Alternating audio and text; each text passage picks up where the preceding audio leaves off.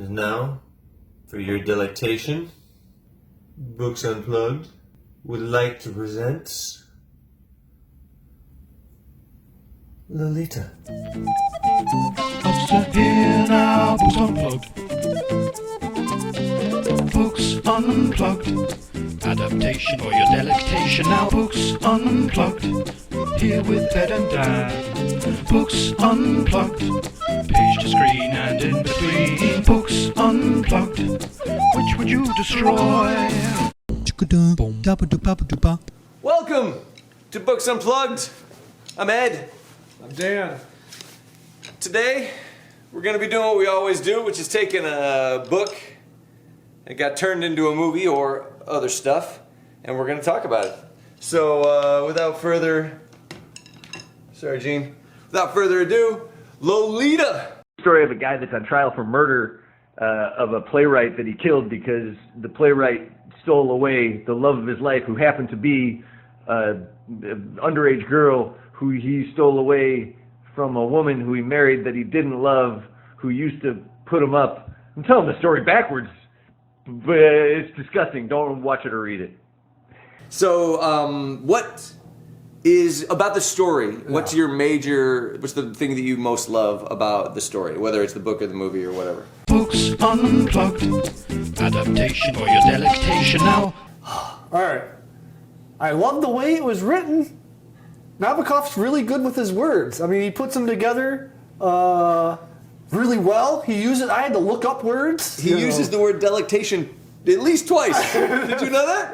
Yeah. I was so pleased when I saw that. Delectation is one of our theme words here at Books Unplugged. Yeah. Hey, sorry. Not brown rose. That's. It's not going to be a theme word. Okay, so my major love was the boldness to be one of the greatest writers of the 20th century and to write an anti-hero pedophile. Yeah, such a terrible. It's bold. Character. It's bold, and to write it in a way that's kind of sympathetic to him and try. And no one's pointing it out to him in the book or the movie. They're like, "Oh, this guy's a piece of shit." No one's saying that. It's great. No one is like, it's his fault.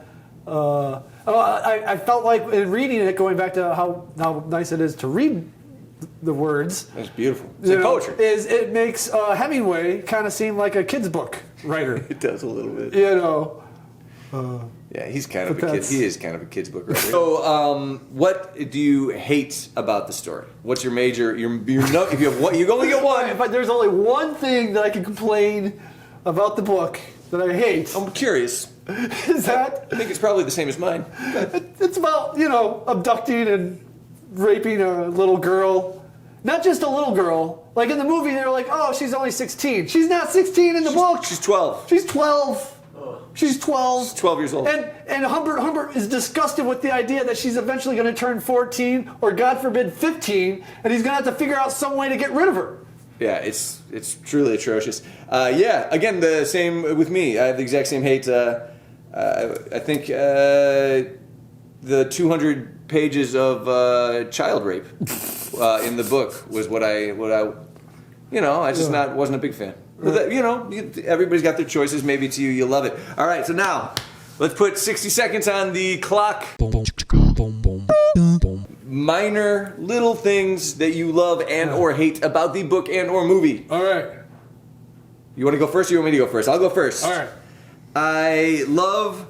This is two. I'm sorry. I got to do two. But I love that Lolita's growth in the book to a person who becomes very cognizant of what she's going through is slow and steady, and she slowly starts to get escape, Yeah. And in the book, in the movie, both movies, it's very abrupt. She's kind of like ditzy, then all of a sudden she's just cunning and she escapes. Yeah. So there you go. That's two. You get two if you want them. Yeah, no, I like that that she pulls one over on Humbert, kind of, and Quigley, and then finds a nice boy. Quilty. Quigley. And then finds herself a nice boy. Is Quigley Down Under, which is a good movie. Yeah, we should read the book that's based on. I love Peter Sellers' performance. Peter Sellers, that's the best part of. Great. That's what I hate. That his not the way it's shown in the movie is not in the book. Yeah. Quilty, it's just little hints here and there.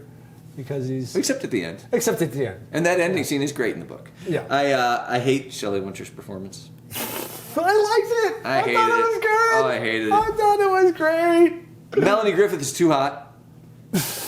Sorry, Melanie, if you're watching, too hot. It's Yeah. probably, 'Cause, I mean, if I was a pedophile, I'd still want to fuck Melanie Griffith, even if I was a pedophile. she's like 30 in that movie. Like now, okay, even now she's still too hot to play Miss Hayes. She's a cow. Anyway, I hate that the Kubrick movie is framed almost entirely as a comedy. I feel like it's not. There needs to be more drama in it, and I hate that I think the director is Lynn. We're going to call it the Jeremy Irons movie. yeah. The Jeremy Irons movie is framed almost entirely as a drama. It needs to be funnier. Like neither of them hit the nail on the head, and I hate that. Yeah. You got anything else? I got one. I hated how no one is pointing out Humbert. You know, no one's calling him out. They don't know though. Nobody really knows except for Quilty, who points it out only because he wants to have sex with his 12-year-old daughter. Yeah. Everybody in this book. I hate. I love the full frontal nudity, the full frontal male nudity at the end of the Jeremy Irons movie with Quilty running off and screaming. And it's funny. It's some of the funniest full frontal male nudity I've ever seen. The other thing that I don't like about either of the movies is also that they don't go into the beginning part of the book. No, the first one does. No, it just goes up with the little girl. But he got married to that one lady who he liked because she acted like a little girl, and then gets disgusted with her. That was my favorite. Are we on to the favorite parts of the book? Did we skip that? No, we're still going. Okay, 60 seconds must. Oh, it just ended. We might have overstepped a little bit. Okay, so we're gonna go on to let's do was it in the book? Was it in the book? Was it in the book? Was it? Is that there? Yeah, No, what is it in the book? That's what were they thinking? what were they thinking? Let's do that. Was Let's do what were they thinking? What were they thinking? What were they thinking is where we take a scene from the movie, still image that Dan's got right here. Right. We're going to take this still image and we're going to describe what the main character in the book was thinking as this image is on the screen. So you're gonna be reading from the book that kind of tells us what they were thinking At the time that you're seeing. from this scene. I hope that's a little bit too confusing. Okay, so this is the scene where Mrs. Hayes runs out into the street because she finds out that Humbert thinks she's a cow and wants and is ravenously in love with her underage daughter. The lap robe on the sidewalk concealed the mangled remains of Charlotte Humbert, who had been knocked down and dragged several feet by the Beale car as she was hurrying across the street to drop 3 letters in the mailbox at the corner of Miss Opposite's lawn. These were picked up and handed to me by a pretty child in a dirty pink frock, and I got rid of them by clawing them into fragments in my trouser pocket. The widower, a man of exceptional self-control, neither wept nor raved. He staggered a bit, that he did, but he opened his mouth only to impart such information or issue such directions as were strictly necessary in connection with the identification, examination, and disposal of a dead woman, the top of her head a porridge of bone, brains, bronze hair, and blood. Humbert is a big pile of stinky garbage. Yeah, it's and that scene is just like the worst part about that scene. Actually, even though it's very graphic, to me the worst part about it is that you're sitting here for the first part of the book, and you're reading about how much he's in love with this daughter, and then the wife who he married only to stay close to the daughter, dies, and he sees that. And to me, it's the anticipation. It's like the horror movie that we keep talking about. This is a horror movie, right? So you go, oh God, no! Now what's he gonna do? Like that's like she's dead now. Yeah. Like, and he's hoped for her death. Yeah. He's like even in the movie, even he's in the house. Movie, he's in the house. Yeah, he's got it, man. Yeah, exactly. And now that he's gonna go get the daughter, and you're just like, oh no, right? Mm-hmm. So let's do Was It in the Book? You got anything for Was It in the Book? I got one for you right off the bat. Okay, go ahead. All right. In the movie, in both movies, he meets Quilty on the steps of the swanky hotel, the first hotel they go to. Was that in the book? That was in the book. It was. It was, yes. There's something with You're correct. that I must have missed it or whatever, but I think Quilty's been following them the whole time, but Humbert only realizes it near the end. Well, no, he gets wind of him at that hotel. Yeah. And the Jeremy Irons movie, the scene where he says something like, Well, that Quilty was stupid. yeah, I didn't like that quilting nearly as much, but it's spot on to the book. Yeah. Whereas the Peter Sellers scene where he does the whole, I'm a cop. I could watch a whole movie about, oh my god, about that that's Quilty. such a good that Quilty should that was fantastic. So yeah, you got anything? Was it in the book for me? Oh, was it in the book? Does he describe having sex with Lolita in the book? Not exactly. No. He doesn't actually directly do it. They never just direct. Actually, the closest they come to like showing anything that's really, really uncomfortable is when Jeremy Irons like tongue punches that young girl's tonsils, and she like pulls his pajamas, and you're like, man, she's gonna blow this dude. That's pretty uncomfortable. That's when I stopped watching. Yeah, was it? Yeah, because I like, you know what? I'd already read this book twice. I watched the fucking Kubrick movie. I don't need to be watching any more fucking old men fucking wanting to, you know. I get it. I feel you. So I'm like, I'm done watching. But But like in the book, they don't ever say it. But man, they dance around it fucking almost like every 10 pages. He says it in puns. Yeah. He's constantly punning. Yeah. And it's okay. I love a good He's a so good cultured pun. and he's so articulate. That makes his He's so pedophilia. European.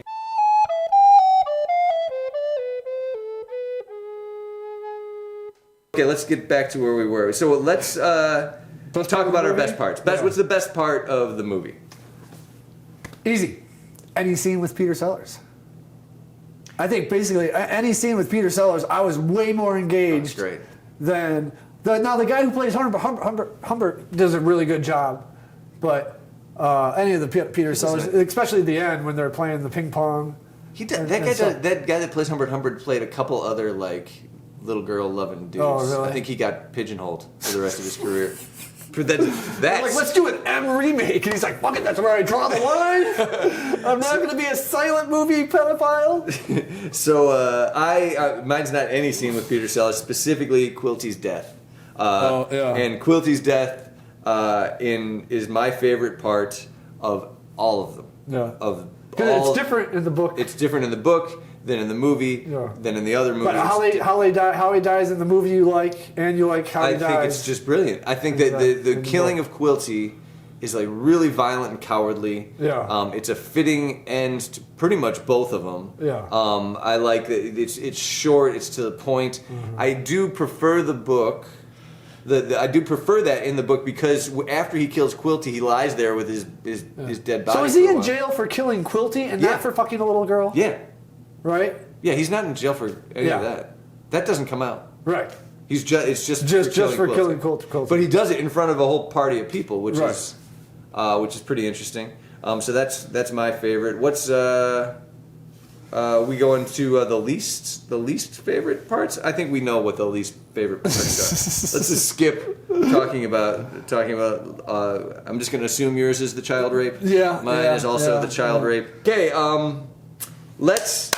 Let's destroy. Which would you destroy?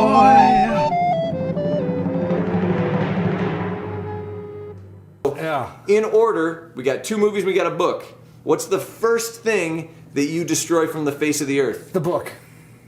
Woo! Vladimir Nabokov. Yeah. One of the best writers of the 20th century, destroyed. Destroying his Burn book. it. It's a great book. Put it in a pile. It doesn't need to be there. Push the plunger. Okay. Mine is, hurts me to say it, it's the Kubrick movie. I'll take the Kubrick movie. I can watch old man lusting over a 16-year-old is more doable. I just felt like, I guess I'm just a guy that loves risky choices, and I feel like the Kubrick movie went and just softened everything. Yeah. And I didn't like reading the book, but I do think the book's important, and I think it was great. Yeah. And then you go in and you're like, okay, let's make her 16 and a half, right? Yeah. Let's not really ever show them doing any. There's no kissing. There's no nothing. No, but it's all there. You can tell it's there. It's there, just but- like horror movies. When you want, like, when horror movies try to be classy and like try to get that Oscar, they don't show all the blood and gore. Okay. But you know they just got viciously Anyway. killed. You might see a little blood on the floor. It's the same thing. It is. I don't need to be, you know, talk They about They like. should have shown some blood on the floor after the. Okay. Oh, I hate myself. I hate myself for doing this review. So, what's the second one you destroyed, Daniel? The second movie, Jeremy Irons. The Jeremy Irons. Yeah, I didn't even finish watching it. I almost watch everything all the way through. Okay. So, I destroyed the Kubrick movie. Yeah. Then I destroyed the book, Yeah. and I'm keeping the Jeremy Irons movie. Oh, fuck. I'm sorry. It's better. It's going back to. Well, I guess I'm on my own.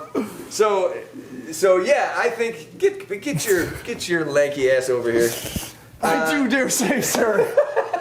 Your choices. Oh, we have the dual gloves. The film stuff, do you feel like you have to keep the Kubrick thing just because it's Kubrick? Yeah, just because it's Kubrick. No, because it's not a 14-year-old girl. It's the worst movie The I've ever Jeremy seen. Irons It's the one, they worst. even push it He's as forward. pretentious as this guy in the book. And they're like, yeah. I thought- Well, no, in the movie, the Jeremy You know- Irons one, she's older too. You know what? Let me justify my choice over here. I get that you don't like it. I knew that you wouldn't like it. Okay, the book is brutal.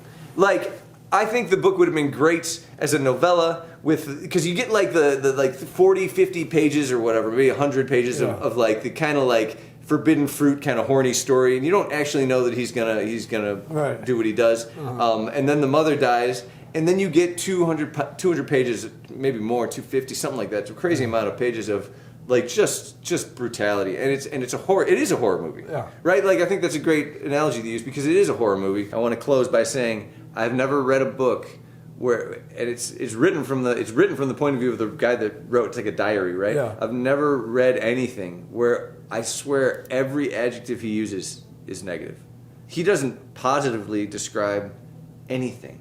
I took notes on one scene that were like he was talking about a dog, and the dog was too big, and it was by a bike that was too red and disgracefully red or something. Like everything I he didn't catch describes is negative. He's just super negative. It's gross. Anyway, this has been Books Unplugged. Thank you for joining us. I'm Ed, I'm Dan. and signing off until next time. Thank you for watching. Ed and Dan would like to thank you for joining them Man, on Books Unplugged, page to screen and all that's in between. If you like the vibe, please like and subscribe. Exactly. He's right. He's right. Drugs the mother, drugs the daughter, drugs himself.